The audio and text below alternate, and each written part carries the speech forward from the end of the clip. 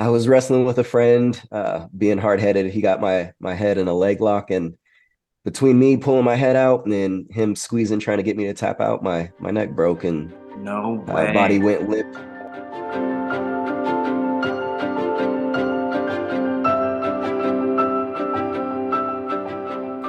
Hey guys, welcome to the Paralysis Assassin Podcast. My name's Dustin Meza. Many of you know me as the Paralysis Assassin. I've had a spinal cord injury like many of you, and today is my first day in the podcast chair. This is my first day doing a podcast as the interviewer. So forgive me for all of my mishaps. Forgive me for my weak ass interview style.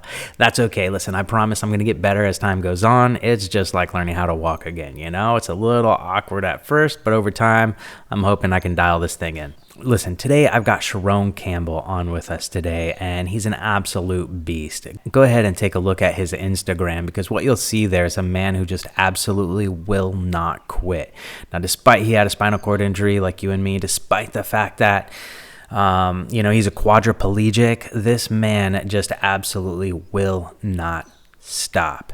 So I hope you can hear his message today. I hope you pick up some tools for you to start to implement. And I hope that he can drive home a little inspiration, maybe even a little motivation to get your ass up out of that chair, get yourself into the gym, get yourself onto the floor, doing what we do best, which is assassinate the paralysis. Anyway, guys, I will catch you here soon. Take a listen to Sherown Campbell. Hey, man, thanks for being on today. I just wanted to start kind of a conversation for our community about, what it's like going through recovery after spinal cord injury. And, I want to look at different strategies that folks that are having success in this journey. I want to look at their strategies. I want to understand what kind of helps keep them going and what it's like for them keeping balance with everything. And so that's kind of what this podcast is about so I appreciate you being with us. You've been inspiring me for years. I love watching all your videos. And so I was wondering, maybe you could share some stuff about when were you injured? Like, how long have you been injured for? I was injured in January of 2014, so Okay. for 10 years coming up next month. Oh, wow. Okay. A big Are you decade gonna mark. you gonna do anything special for your tenure? Maybe sleep in and take a day off. There we go. Okay. Not doing the Goggins approach, huh? No, I push pretty hard all the time, so it depends. If I'm feeling good that day, I'll go. If not, it's kind of just a normal day to me. I've learned not to celebrate it, not to fear it. It's kind of just a normal day. Right on. Okay. And how did you get injured? I was wrestling with a friend, being hard headed. He got my head in a leg lock, and between me pulling my head out and then him squeezing, trying to get me to tap out, my neck broke and No body way. went limp instantly. And I remember thinking, like, I can't move, so I can't tap out, and I couldn't talk at the point in time because your lungs are compromised, so you can't yell or say anything. And luckily, some of my friends, were there and saw, and they were like, "Oh, he's out. Stop or figure out something to do." And they flipped me over thinking I was passed out, and they realized there was something more going on. Oh my God, dude. That's really intense. I did not know that about you. Have you shared that in your videos?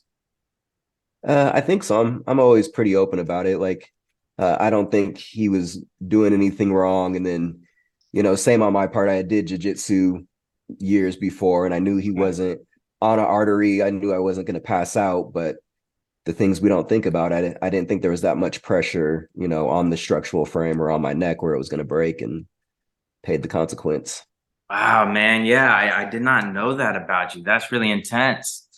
So you did have some training in jujitsu before your injury. Yeah, I was doing boxing and jujitsu, and I've always kind of been a rough, hard-headed kid, so that was right Okay. up my alley.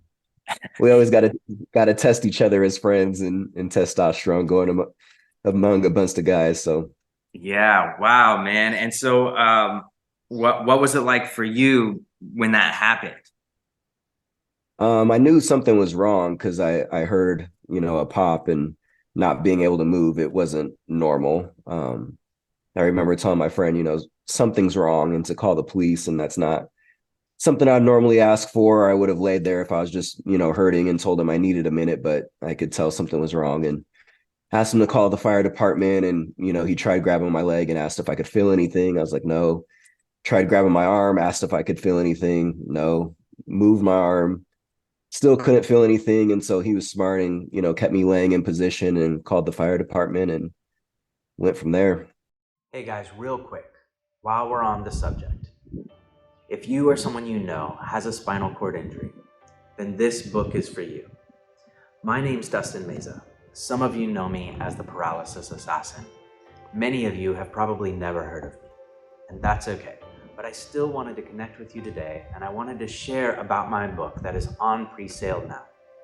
12 years ago, I had a spinal cord injury, and it was devastating. It was the most devastating thing I've ever gone through in my life.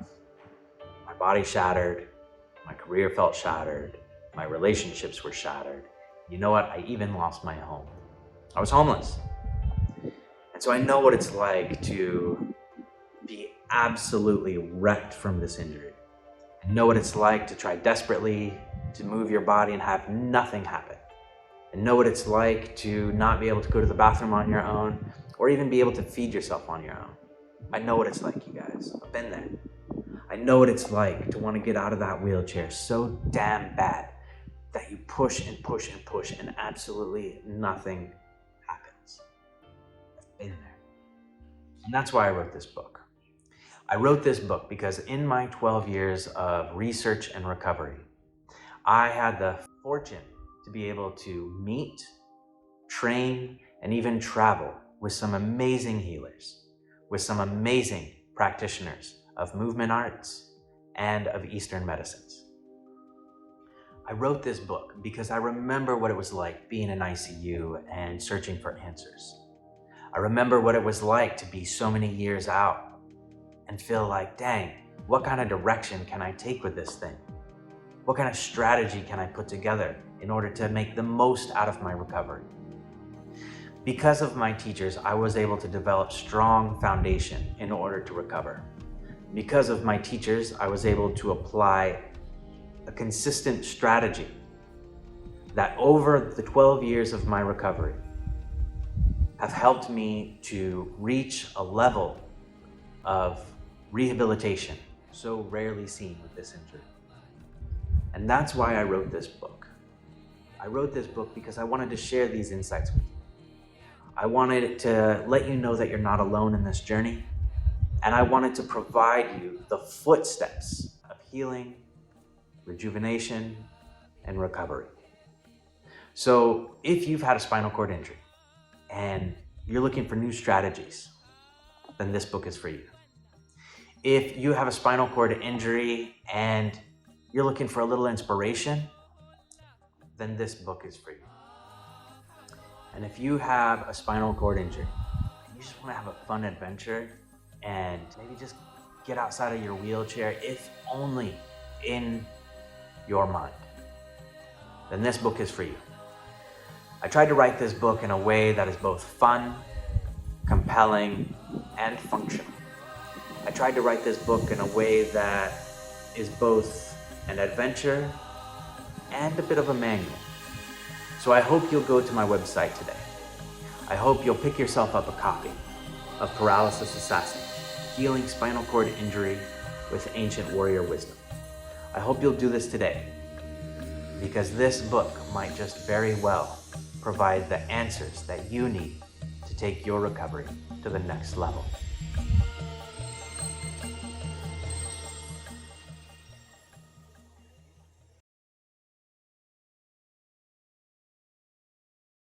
Wow, man, what was going through your head when you were like, oh my God, nothing's checking off. Like I can't feel anything. I wish I had more insight, but this is one of those experiences where a lot of people aren't educated as to what happens with a spinal cord injury. A lot of times, ending up paralyzed can be such a traumatic event where it's, high impact, whether it's diving, car accident, something so instant, that there's a lot going on with the injury that people are kind of worried about at that point in time. But I didn't know enough about spinal cord injuries to even think or grasp that, I'm paralyzed. spinal cord damage. I just knew my neck popped, and I thought maybe I'd go to the hospital, they'd check it out. Maybe if something broke, there would be some type of healing time, like a neck break. I've heard of people breaking their necks before and having a recovery, or, doing something to still be okay. But once you damage that spinal cord, it's a whole different world. Man, I tell you what, it sure is. And how did your friends take it? Like, were they basically just beside themselves? Did you feel like you had some quality support going into it? Yeah, the night of, I was being kind of dumb. I told him to go ahead and head back home, because I told him I was going to be stuck at the hospital. Like I said, I didn't know what the severity of it was. Yeah. And so I was like, why don't you guys get out of here? I'm going to be in the hospital for a while. They said that they're going to look at it and do surgery. And it was on a vacation, so I didn't want anybody being held back and, me ruining Okay. the vacation at all. Because we had just landed that day. No And that's how the way. trip started off. So yeah, I told them to get out of there, try to go have some fun, but I know it impacted them, and I know it was pretty heavy. And then after everyone got the news of exactly what was going on, then everyone came to the hospital and, stayed there for weeks on end until I finally got back home to Colorado. Okay. Wow. Where were you guys vacationing? We were in San Diego. I had just got done finishing my master's degree, so it was kind of a celebration and catching up with some college friends, and went out there. A couple of people drove down from LA, Long Beach, a couple of other friends in San Diego, and that was not the way the trip was supposed to go.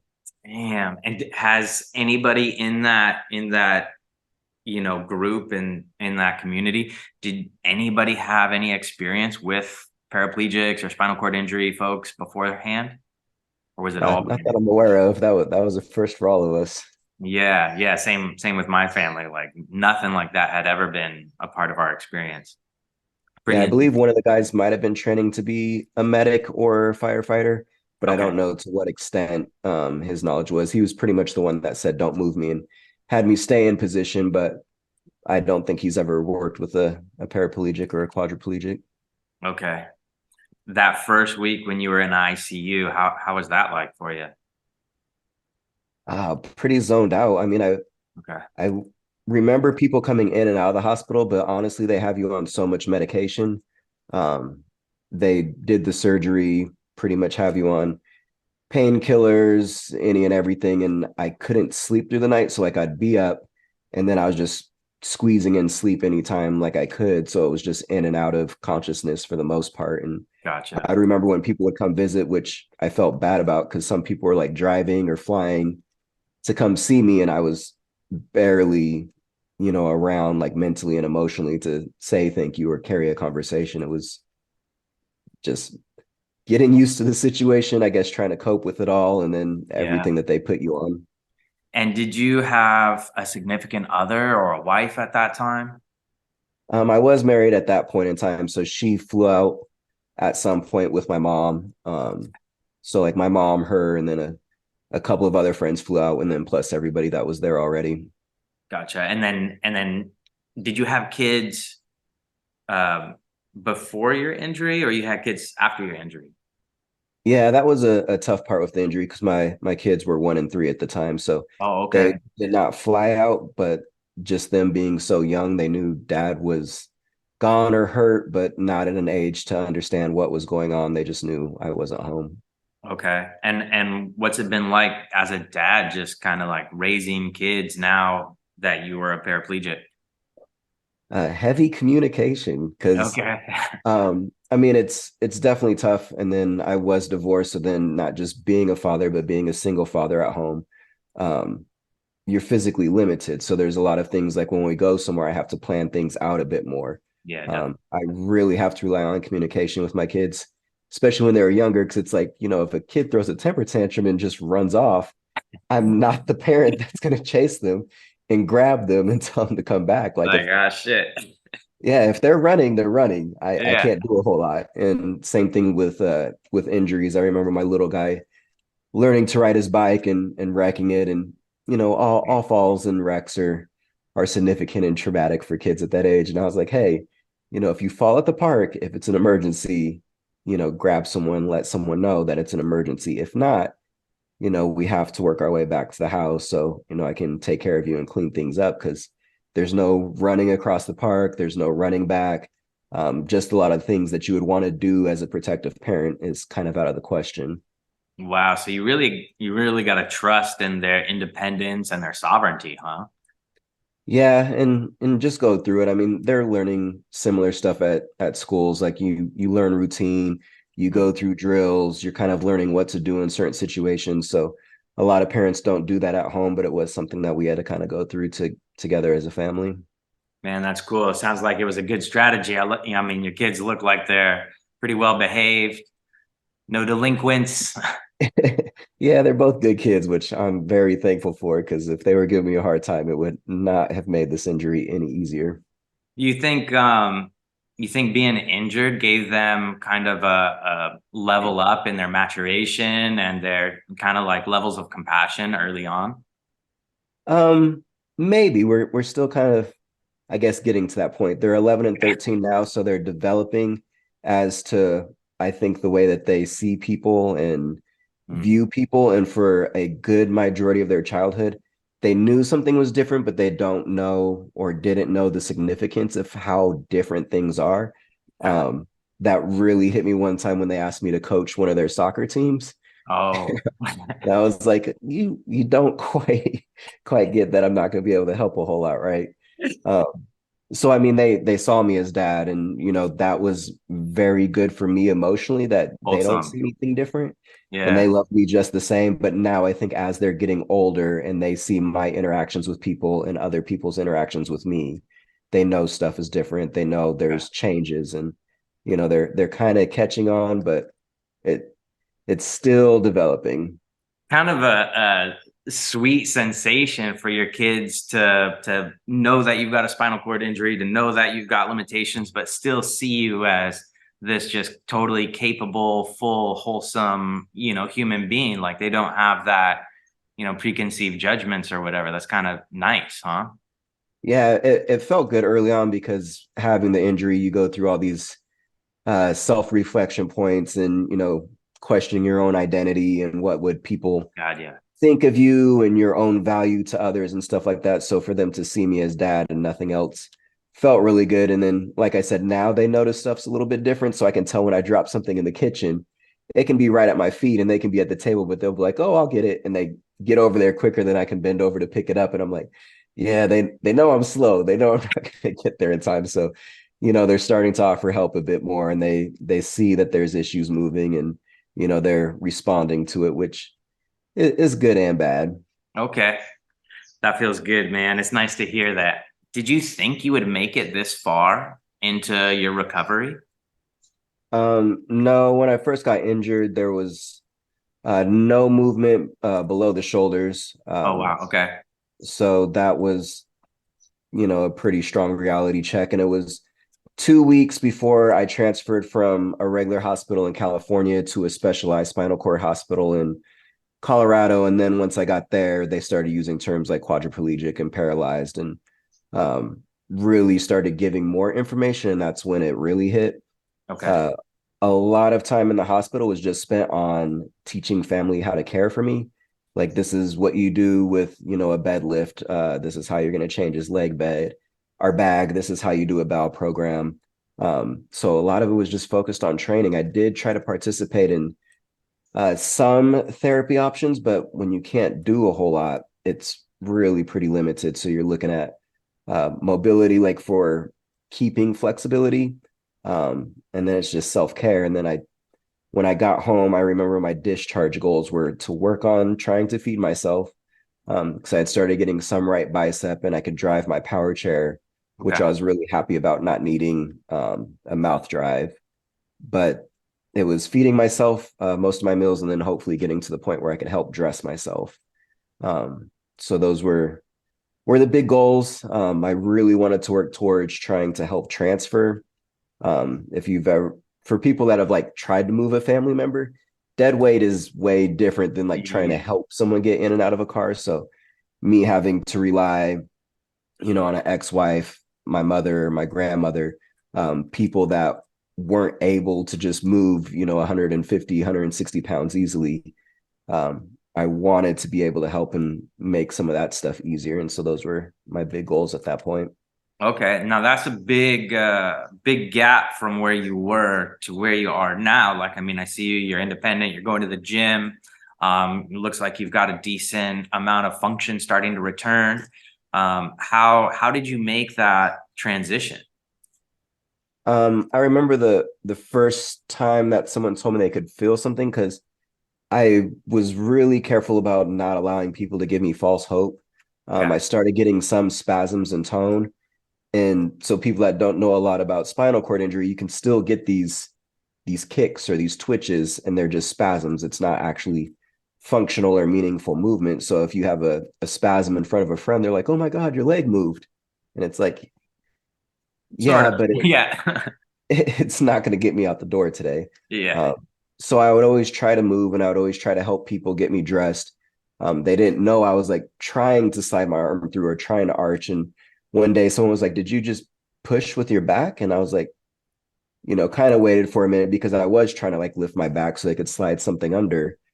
And so they felt something firing. And then it was about a month to 2 months after I got home, I joined um, a study called Neuro Recovery Network, where Hmm. pretty much the main protocol is you get harnessed, they put you on the treadmill, and they manually move you for an hour, hour and a half, Wow. 5 days a week, whether you can move or not. And surprisingly, that's like really where I got a good majority of my return function, is Okay. just firing those signals over and over again was really beneficial. And then it was still kind of the same thing. Like, I'm getting things to twitch, I'm getting things to fire, but the whole road to walking or being independent was a long way out from there. But Did that's when I you? got that initial firing. Since it was a study, they have specific protocols that they have to meet for a Oh, session to okay. even count. And so we had to get 50 minutes of actual movement at a specific speed. And so if you're not on it and taking care of things, then the whole session doesn't count to record. Oh, interesting. Okay. And then we had half an hour of either overground movement or mat time or whatever else. So just depending on where I was at, it was either working on the mat, trying to get on all fours, being on my stomach. And then when I was getting to move more, then it was either trying to work on standing, for like a forearm walker, just different stuff like that. Whatever they felt was best needed at that time. Did you do a lot of home care training as well? Like when you weren't in that PT area? Yeah, I really tried to. Since it was 5 days a week, I mean, that was the bulk of my effort. Like, I really try to take those sessions seriously. Like, I went in there and that was me on a mission, but sometimes I would double up and do a second personal training session afterwards. Okay. And then sometimes I would go home and I had like a whole routine where I try to move my toes. I try to write the alphabet with my ankles, try to squeeze my quads, hamstrings, glutes. Like, it was almost a total body, like, just checklist of me trying to see what I can move and couldn't move, like, every day. So that you spend a lot of time on your own doing internal connection stuff.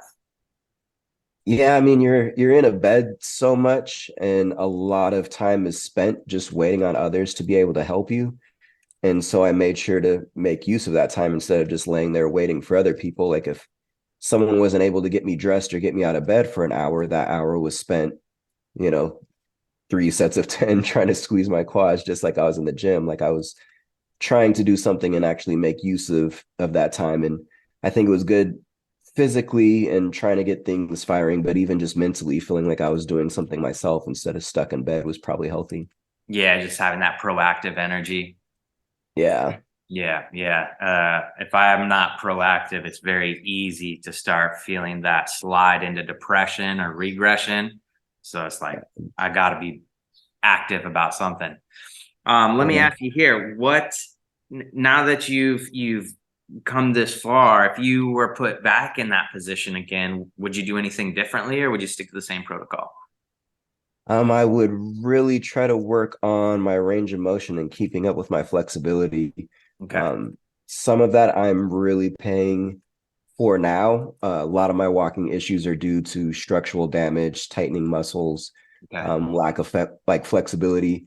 And some of that happened just because when I did move to being independent and living on my own, I didn't have a lot of help for someone to stretch me or do certain stuff. And I did have to check out of that study program and doing a lot of physical therapy so I could actually keep up on just maintaining a home, taking care of kids. And so it's always trying to find that trade-off where, you're trying to progress, but you're also trying to move forward with life. And balancing those two is like really rough. Like I couldn't be at home with my kids, taking them to and from school if I was just doing therapy and stretching and stuff all the time and not present.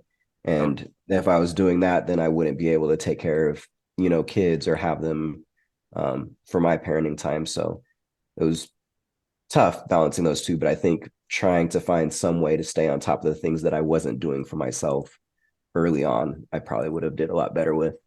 Do you would you have wanted your rehab specialist to have given you more of a home program that, would help you develop more, or were you happy with what they did? They gave me a lot of good information and feedback, and I'm pretty good about looking up stuff and, uh, being driven on my own. So it wasn't so much of an issue there. It was just that there was like so many things that I still couldn't do on my own. There's positions I couldn't get in, things that I couldn't stretch, weights that I couldn't move. And so if I wasn't at a point where I couldn't do those things because of limited function, then that part just suffered. I mean, even now, there's still like a lot of positions that I can't get in and things that I can't do just because my body doesn't move in a certain way. So I'm very functional in certain things, but if you take me out of a certain position or posture, all of that strength means nothing. Yeah. I've got a couple of those kind of sticky points where you go to move and all of a sudden it just gives out. You crash and burn. Yeah. So, I mean, it's kind of interesting to see, like if you saw me standing, I look strong and I look sturdy, but picking up a 10-pound box off the ground, once I'm trying to like rely on hinging at the hips, spinal posture, my back curves, one side stronger than the other side, just all of these little things add up where like picking up 10 pounds off the ground is an extremely difficult task for me. Yeah. No, I get that. Do you have like alternative therapists outside of your recovery or your rehab clinic that you go and see, like massage therapy or? Yeah, I'm getting to do all of that now. Okay. I've gone to a place here in Colorado. There's a place called Plan where that's all they focus on. And so I was very fortunate to get in with them early on. And then now Colorado's been really proactive with spinal cord injuries. And a lot has to do with that same place and that program and that foundation where acupuncture, massage, and chiropractic work are all covered by the state since it's usually not covered by insurance. Yeah, so the woman that started the foundation, her name is Chanda, and she's a C5 quadriplegic. And through her own experience, she found that, acupuncture is not covered, massage isn't covered. A lot of these things that would help us a whole lot are not covered by insurance, and therefore a lot of us can't receive that treatment, or if we do, it's in minimal dosages, or it's not for any extended period of time. And I mean, they'll cover a $200 pharmaceutical medication for you to stop pain or get addicted to that, but they won't cover massage therapy so you can keep up on your range of motion. And luckily they've been great about their foundation getting access to people, and then now even pushing through bills in Colorado where it's covered. That's amazing. I wish we had that out here, man. We're like in the dark ages sometimes.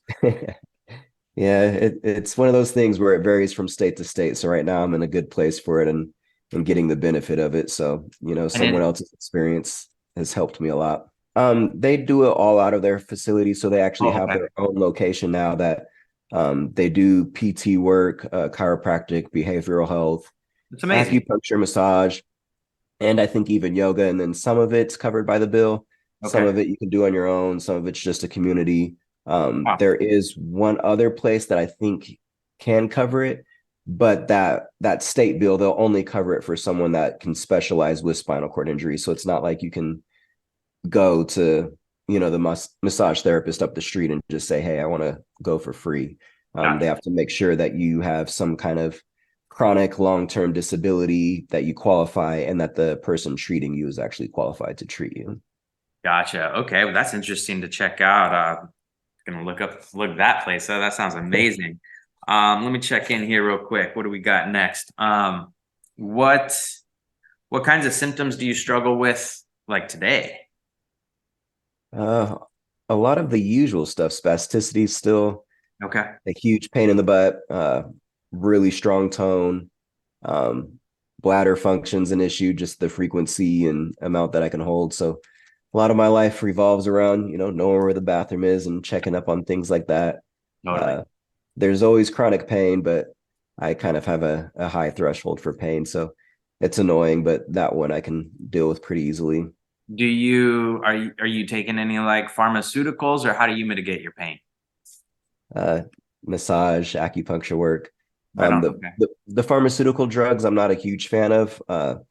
Early on, for a lot of the studies that I was able to participate in was because I wasn't on any kind of medication, because they want to make sure that any type of treatment they give you, they can say, well, he's progressing because of this protocol or because of this treatment. And if you're on medication, then you might be on something different than me, and then they don't know where someone's being held back or where someone's like moving forward. So Yeah. I've always kind of stayed off of it. The few times I've tried any type of medication for spasms or pain, it just makes me really, I guess, cloudy, like foggy and stuff. So my thought process, being present, and then especially a single father with kids, there's no way that I could be just emotionally and mentally active the way that I wanted to, being on any type of medication like that.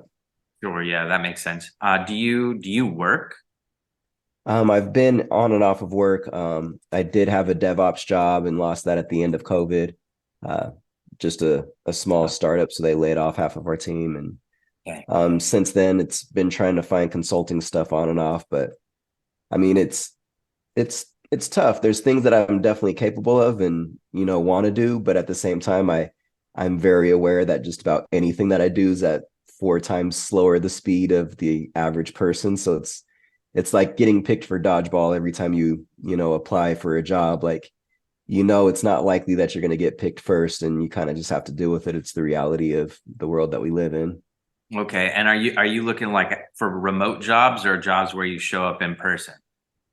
Mostly remote. I was looking for jobs in person, and I've ran into some issues where even now still, one, sitting at a desk, especially if it's like an 8-hour day, it takes a pretty big toll on my body, and I start regressing in my health, body posture, everything starts going downhill. But then with the bladder stuff and other health things, I might make it like a day or two, but it's like pretty significant efforts day after day. So if you think about it, like, the average person might be able to run a marathon, or I might be able to do it once or twice, but over 4 days, over 5 days, over the course of the month, it's just really hard to maintain. Yeah. Yeah. No, I get that. I think a lot of people can sympathize with that. Like, how do you continue on and earn a decent living? Because, social services don't really provide too much. So, how to balance all of that and maintain an honest, consistent health program to continue on with recovery. Now you're 10 Yeah. years out. Do you still see yourself recovering? Here and there, it depends on different ways. Like, I've gained more strength because once a muscle is firing, then it's pretty easy to continue to build strength on it. Like, all of the same practices for anyone gaining muscle strength are there. You're just starting at a lower base and, building your way up. Because of the loss of range of motion and muscles tightening and structural damage, there were periods in the past where I was doing much better that, are very difficult now. And so trying to undo that damage is a pretty big challenge. So I'm always trying to work on that. Um, so it depends. Like, I feel like I'm progressing in certain areas, and then there's other areas that, there's been setbacks that I'm still trying to recover from.